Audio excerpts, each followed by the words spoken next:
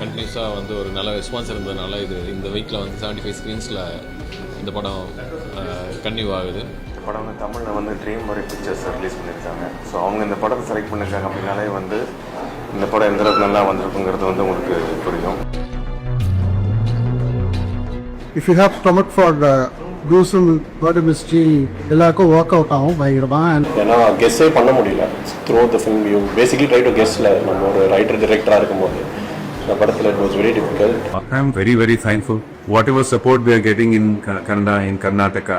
அதே மாதிரி இல்லை அதோட பெருசாக இங்கே நமக்கு சப்போர்ட் கிடைச்சிருக்கு. The support and that encouragement we received in Tamil Nadu.